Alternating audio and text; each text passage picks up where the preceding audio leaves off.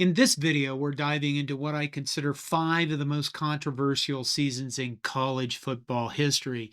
The drama we see in today's college football playoff is nothing compared to these classic seasons. Before we begin, a quick primer.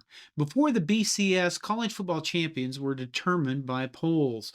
The AP poll began in 1936. The UPI, or coaches poll, started in 1950. And those are the two polls I will mention in this video. Let's count down from number 5 to number 1. Number 5, the Probation Champion, 1957.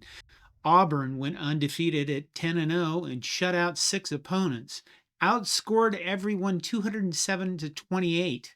They didn't allow a rushing touchdown in 10 games. But wait, they couldn't be national champions. They were cheaters. They were put on probation in February 1956 for paying twin halfbacks $500 apiece to play football. The probation was for the 1957, 58, and 59 seasons, including a TV and postseason ban in 57 and 58. The Auburn Tigers beat Alabama 40-0 in the last game of the season. Ohio State went 9-1, their only loss coming at the start of the season to TCU. Despite the probation, the AP voters crowned Auburn the national champions, while the UPI coaches poll went to Ohio State.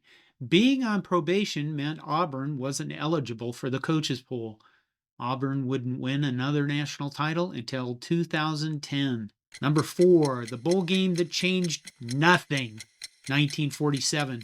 The 1947 college football season finished with Notre Dame, Michigan, and Penn State all unbeaten and untied. But the Fighting Irish and Notre Dame were the first place choice for 107 of the 142 voters in the final AP poll. Michigan completely demolished number 8 USC in the Rose Bowl, winning 49-0 in what many consider one of the most dominant bowl performances ever. Fourth-ranked Penn State tied SMU 13-13 in the Cotton Bowl. Notre Dame was forbidden from playing in bowl games until 1970. The problem? Back then, the AP poll awarded its title before bowl season, but in this case, the screaming was so loud that the AP held another postseason poll, and Michigan won that by a 2-1 margin. You want to know the craziest or the dumbest thing about the 1947 season? It's that they didn't change how they did the AP poll. They had all that screaming going on. They held another poll, and still the final AP poll would continue to come out before bowl games until 1968, over 20 years later. Number 3, when being undefeated wasn't enough, 1954. The year is 1954, and we've got 2 undefeated powerhouses, Ohio State and UCLA. The Buckeyes going 10-0, while UCLA was 9-0. The Buckeyes claimed the crown despite playing what many considered a weaker schedule. But wait, there's more. There's Oklahoma, who finished 10-0 and went completely ignored. 1954 was part of Coach Bud Wilkinson's 47-game winning streak, still the longest such streak today. Here is, by our standards, what is pretty dumb or controversial about 1954. Ohio State could have faced number 2 UCLA in the Rose Bowl, but there was a no-repeat rule in place at that time. The no-repeat rule meant that if you made the bowl this year, you couldn't play in it again the next year. You could have had this amazing matchup to determine a real champion in 1954, but the idiotic nature of college football ruined that once again. Instead, Ohio State played number 25 USC, who had already been demolished by UCLA 34-0. UCLA sat at home. The no-repeat rule had 10-0 Oklahoma sitting at home as well, since they had played in the Orange Bowl the previous season. 1954 was the first year the FWAA, the Football Writers Association of America, had their own poll separate from the AP and UPI. The FWAA voted after bowl season, and they chose UCLA. The AP chose Ohio State, and the UPI chose UCLA. Oklahoma does not claim this year. UCLA does. It's their only national title. And of course, Ohio State does. Number 2, the president picks a champion, 1969. Keep in mind now, It's 1969, and the final AP poll to determine the champion is conducted after bowl season. Previously, coaches thought of regular season and bowl season as two different seasons because there was a lot of time between playing your last regular season game at the end of November, typically, and then playing in a bowl on or near New Year's Day. Ohio State might have had the best team in the nation in 1969, but alas, or good, depending upon which side you're on, the number one Buckeyes were upset by number 12 Michigan 24-12, which left the championship open to others. USC was taken out of the championship picture by virtue of a 14-14 tie with Notre Dame. The number one Texas has to play number two Arkansas on December 6th. Both are unbeaten and untied. President Richard Nixon attended the game, having announced that he would give a plaque to the winner, proclaiming them national champion. This was to the disgust of others who thought it was premature to do so before the New Year's Day bowl games, particularly Penn State fans, whose team at that time is unbeaten and untied and on a 21-game winning streak.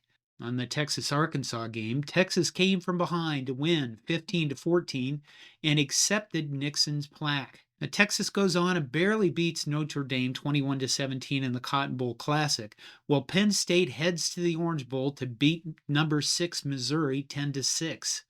Penn State was invited to play Texas in the Cotton Bowl, but they chose to go to Miami instead. On the surface, this looked like they were dodging Texas. But this bowl game decision was made before Ohio State's big loss, so Penn State had no reason to believe a national title was on the line. The entire Texas-Penn State debate and Nixon's involvement led to a quote from Penn State's coach Joe Paterno, a conservative Republican, during a commencement speech at Penn State in 1973 about Nixon, stating, "I've wondered how President Nixon could know so little about Watergate in 1973 and so much about college football in 1969. Number 1. The tie that split the nation, 1966. The biggest game of the 1966 season. Notre Dame and Michigan State played to a 10-10 tie in what was initially dubbed the game of the century, but later became known as simply the tie for eternity, probably. Both teams were previously unbeaten and untied. Everyone accused Notre Dame coach Ara Parseghian of purposely playing for a tie so he could win the national title. Meanwhile, in Alabama, Paul Bear Bryant's Crimson Tide team was completing an undefeated season. Neither Notre Dame nor Michigan State went bowling. Notre Dame had a no bowl policy until 1969, while the Spartans couldn't go to the Rose Bowl because of the ridiculous no repeat rule. Alabama went bowling and crushed Nebraska 34-7 in the Orange Bowl. Newspapers across the land printed articles quoting Bryant as saying, "I have absolutely no idea. I will let the voters decide it," when asked about whether or not Alabama was number one. The final AP poll was still before bowl games, remember, and the AP, along with the coaches poll, UPI, had Notre Dame finishing first. Those voters would eventually place the Crimson Tide third, behind both Notre Dame and Michigan State. Alabama had started the season number one. There was, or is still, an implication that voters lined up behind Notre Dame because of Notre Dame love, and because Alabama, like the rest of the SEC and the South, was segregated. Was Ara right to play for the tie? Was Alabama regulated to third as punishment for being segregated? Or is it as simple as Notre Dame being the best team in the nation and voters seeing it that way in 1966?